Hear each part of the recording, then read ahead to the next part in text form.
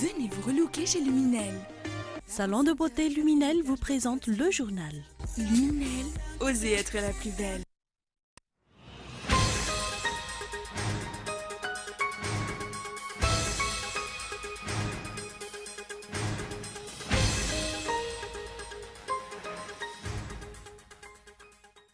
Omer Berzik réclame la transparence. Cet ancien Premier ministre affirme que les tenants du pouvoir doivent fournir des explications sur les sujets brûlants du moment. Cela inclut la corruption, la disparition des pierres précieuses, les trafics des richesses naturelles, incluant les bois de rose qui ont fait la une de l'actualité de ces derniers temps.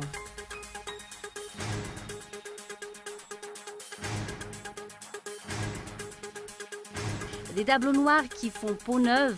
Plusieurs tableaux noirs dans les établissements scolaires publics à Moumanamboul et à Tsafil ont été repeints par l'association VMMM, Ouvevav Malagas Mermieng, et ce, dans le cadre de la célébration de la Journée de la Femme.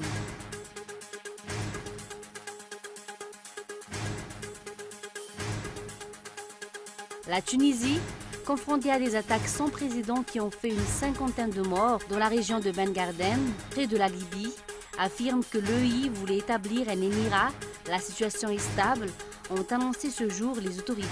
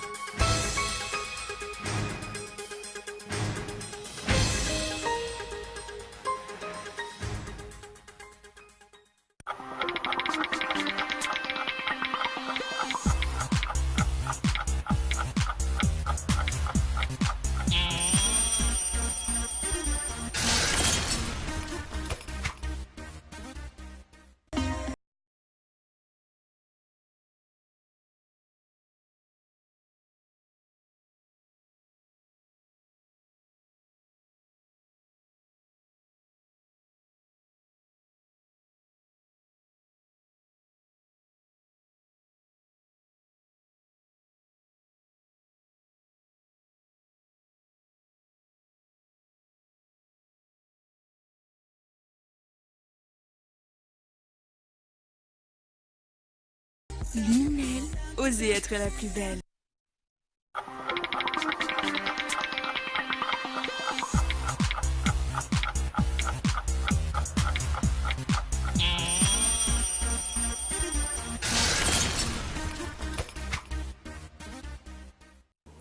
Mardi 8 mars 2016, bonsoir à tous et bienvenue dans ce journal.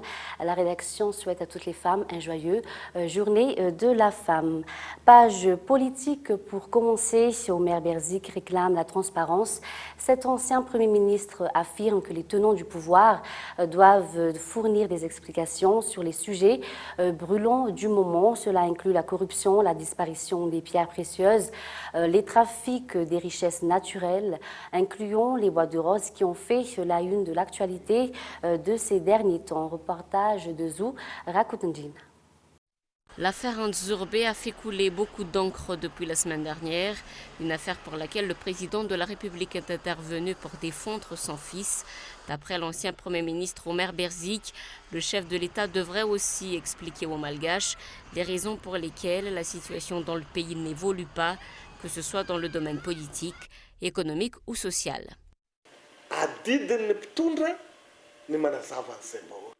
Il appartient aux dirigeants de prôner la transparence et d'éclaircir l'opinion sur toutes les affaires qui ont créé des polémiques ces derniers temps, comme l'affaire Nzurbe, les trafics des richesses naturelles, pas seulement les bois de rose, l'affaire des 12 tonnes de cristal qui ont disparu, ou encore le Kéré dans le sud, où la confusion règne, car certaines personnes disent que la famine n'existe pas, d'autres affirment pourtant le contraire. Pour Omer Berzik, les tenants du pouvoir se préoccupent d'autre chose et délaissent le peuple qui a besoin d'eux aujourd'hui plus que jamais. 2 ans se sont écoulés, remarque-t-il. Pourtant, aucune amélioration n'a été enregistrée.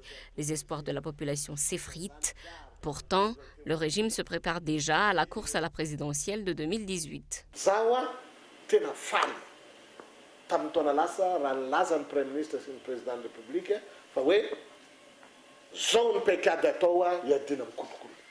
Je me suis réjoui de l'annonce faite l'année dernière par le Premier ministre et le Président de la République concernant la stratégie de lutte contre la corruption.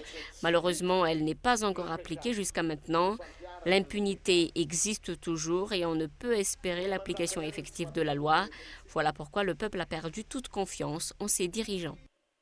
Jean-Omer Berzik représentera Madagascar à la rencontre des anciens chefs de gouvernement qui se déroulera dans la ville de Bakou, en Azerbaïdjan.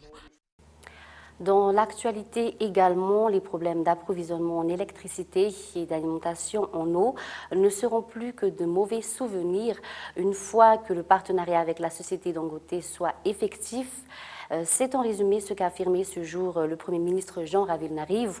Le régime continue ainsi de se tourner vers des partenariats avec des sociétés étrangères, alors que celui établi avec Symbion Power n'a rien apporté jusqu'à maintenant. Les détails avec Michael Ramarla.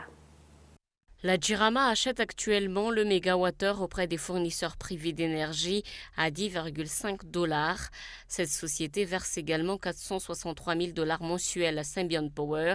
Cette dernière qui, près de 7 mois après la signature de l'accord de réhabilitation, n'a pas encore achevé la réparation des 4 groupes existants à la centrale de Manchis. Malgré cela, l'État continue de favoriser le partenariat avec des sociétés étrangères. La Jirama a par exemple signé un partenariat de 5 ans renouvelable avec la société K-Energy, laquelle fournira 100 MW. Tout cela pour réduire le tarif de l'électricité et enrayer les délestages, a expliqué ce jour le Premier ministre. Le partenariat avec la société Dangote s'inscrit lui aussi dans cet objectif. On n'a pas de conditions. Nous, on ne propose pas de conditions. On est africain 100%. On investit juste en Afrique, partout. Et on veut ouvrir les portes et les relations avec la population malgache. Nous, on est ouverts. Pour le moment, on est en train de voir avec le gouvernement quelles sont les priorités. Ça dépend de ce que la population veut aujourd'hui, les priorités. Outre la production d'énergie, la société Dangote souhaite également investir dans la production du sucre et du ciment dans la Grande Île. Le directeur général de cette société a rencontré ce jour le chef du gouvernement. Passons à la page sociale et des tableaux noirs qui font peau neuve.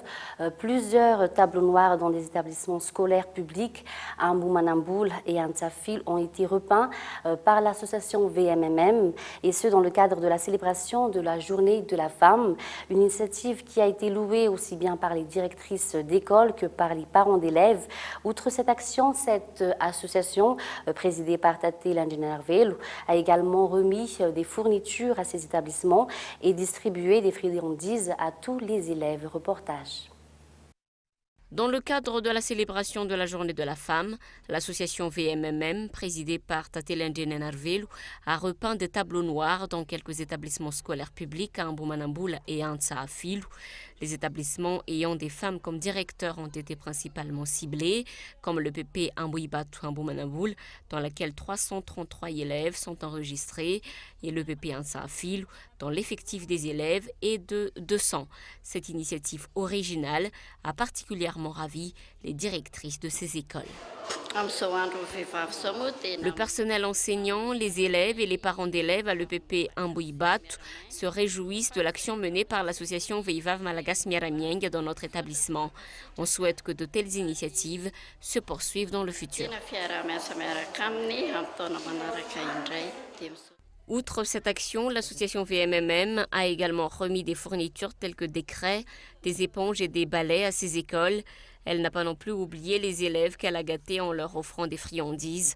Les parents d'élèves n'ont pas caché leur joie. Ils sont convaincus que cette initiative encouragera les élèves à fréquenter l'école et améliorera par la même occasion les résultats scolaires. C'est justement ce qui a poussé la VMMM à mener cette action. Encore une fois, cette association a soutenu les efforts déjà entrepris par la population locale. Les Fuknulna Mbouibatu et Mahatsar ont déjà initié les travaux d'embellissement des établissements scolaires. L'association VMMM leur a ainsi fourni son soutien. D'ailleurs, chaque année, notre association a choisi de marquer à travers des actions la célébration de la Journée de la femme. L'association VMMM a une fois de plus témoigné sa volonté d'aider ses concitoyens et de soutenir tous ceux qui souhaitent développer leur communauté. Toujours dans ce contexte, l'association VMMM a également remis aujourd'hui des matériaux pour la construction d'une ruelle dans le Fouktan Matsar à Mboumanamboul. Et puis toujours en parlant de Journée mondiale de la femme, évoquons brièvement une jeune artiste qui est devenue slameuse malgré elle. Qu'elle de son nom d'artiste a révélé aujourd'hui que la femme est parmi ses sources d'inspiration. Actuellement, à travers l'association Elle Enfance et Avenir, elle vient en aide à des filles victimes de grossesse précoce. Elle a d'ailleurs écrit un texte qui s'intitule Mère-enfant, qu'il affectionne beaucoup selon ses dires, qu'elle nous livre quelques détails sur ce texte. C'est un texte qui parle d'être à la fois mère et une enfant, alors qu'on est encore une enfant, et comment ça se passait au fait. Et c'est la maman qui fait un dialogue avec son enfant pour expliquer que même si papa il n'est pas là, maman elle fera de son mieux pour que tu grandisses et pour que tu aies une bonne éducation.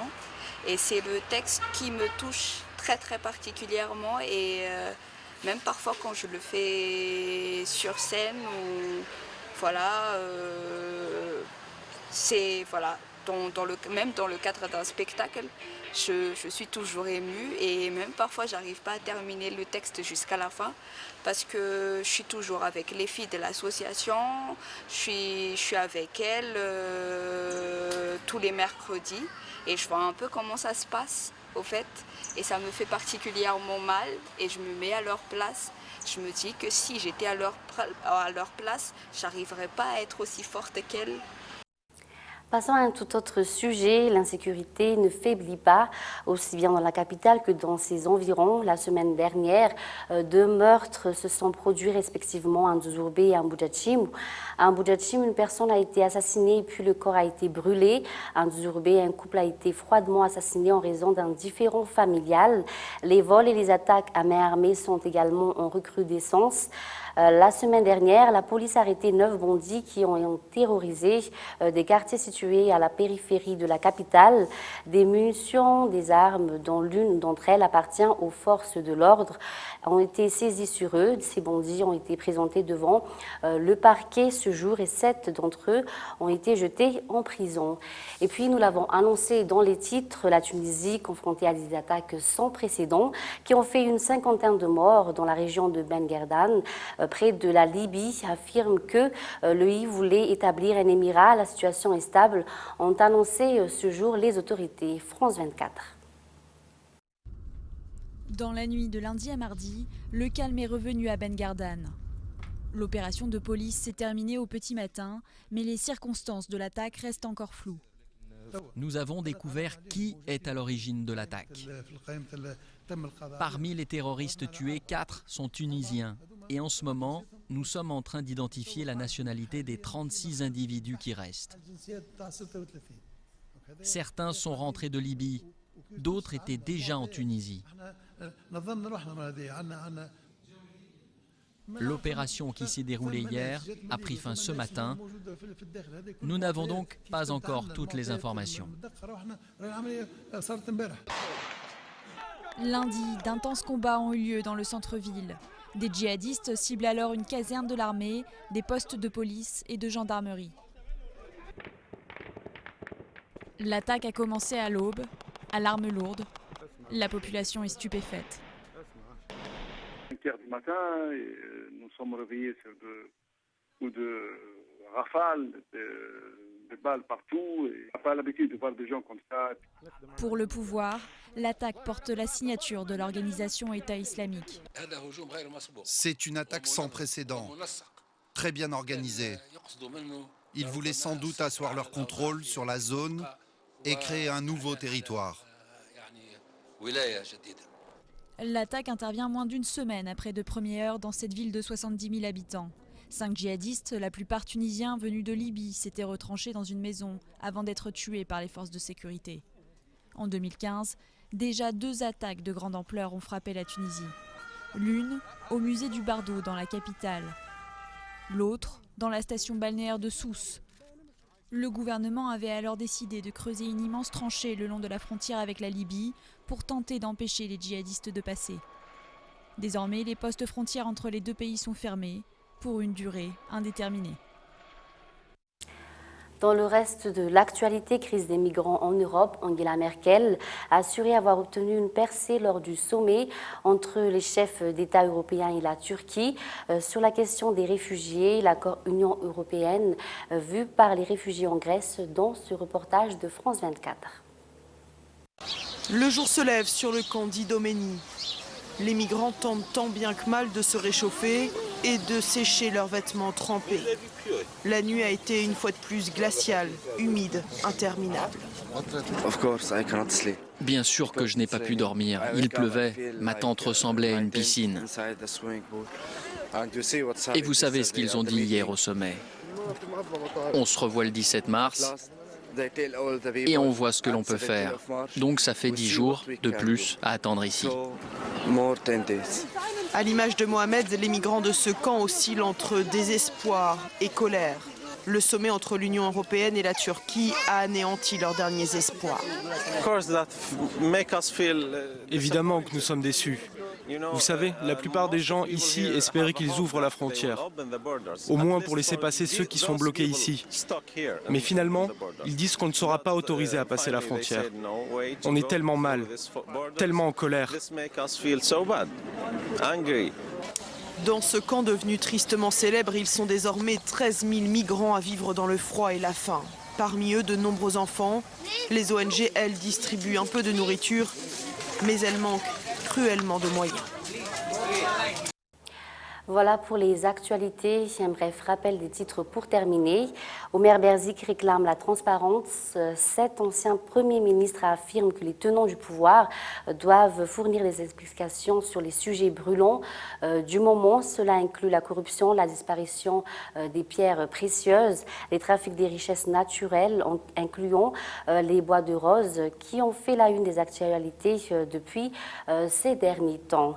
Et puis des tableaux noirs qui ont fait neuve, plusieurs tableaux noirs dans les établissements scolaires publics à Mboumanamboul et à Tsafil ont été repeints par l'association VMMM dans le cadre de la célébration de la journée de la femme. Et puis enfin, la Tunisie confrontée à des attaques sans précédent qui ont fait une 50aine de morts dans la région de Ben Gardan, près de la Libye, affirme que l'EI voulait établir un émirat et la situation est stable, ont annoncé ce jour les autorités.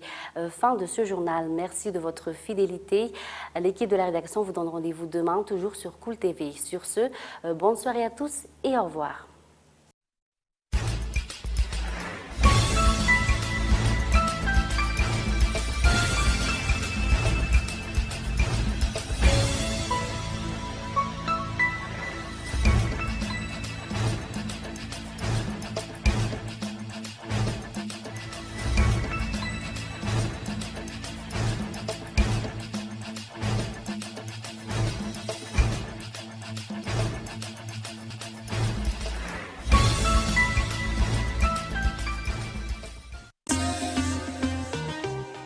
Venez vous relooker chez Luminel. Le journal vous a été présenté par Salon de beauté Luminel. Luminel, osez être la plus belle.